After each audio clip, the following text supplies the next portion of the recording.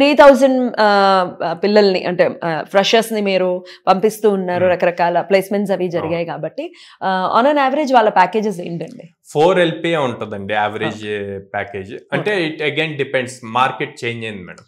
So previously అంతకుముందు direct గా job తీసుకునేవాళ్ళు. ఇప్పుడు ఆఫ్టర్ కోవిడ్ తర్వాత నుంచి ఏం చేశారంటే ఇంటర్న్షిప్ ఇస్తున్నారు. అంటే ఇనిషియల్ గా 15,000 20,000 స్టైఫండ్ లాగా ఇస్తారు. 6 months ఉంటది. 6 months company based 3 to 6 months ఉంటది. వాళ్ళకి అప్పుడు ఎగ్జామ్ ఉంటది.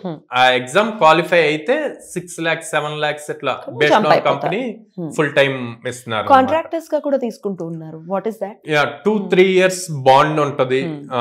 దాని తర్వాత పర్మనెంట్ అవుద్ది. అంటే ఆ 2-3 years కూడా చాలా మంది బాండ్ అనగానే పేరెంట్స్ అండ్ స్టూడెంట్స్ బోత్ భయపడతారు. నేను వాళ్ళకి ఏం చెప్తాను అంటే 10th అవ్వగానే ఇంటర్మీడియట్ ఏ కాలేజ్ బాగుంటుందని కాలేజ్కి వెళ్తారు. 10th సర్టిఫికేట్ తీసుకెళ్లి 2 years ఆ కాలేజ్ లో పెడతారు. పెట్టి మళ్ళీ ఎదురు మనీ పే చేస్తారు. ఇక్కడ వీళ్ళు ఇస్తున్నారు. ఇంటర్ అయ్యాక ఇంజనీరింగ్ జాయిన్ అయ్యేటప్పుడు 10th ఇంటర్ 2 సర్టిఫికేట్స్ పెట్టి 4 years ఫీజు పే చేస్తారు.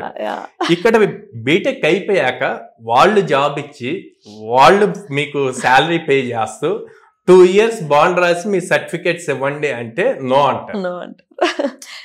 అంటే వాళ్ళు మీ మీద టైం ఇన్వెస్ట్ చేసి ఆ 2 years స్కిల్స్ నేర్పించి ట్రైన్ చేసి మీరు వాళ్ళకి వర్క్ చేయకుండా వెళ్ళిపోతే అప్పుడు కంపెనీకి లాస్ కదా. ఈ లాజిక్ ని అర్థం చేసుకోవాలి.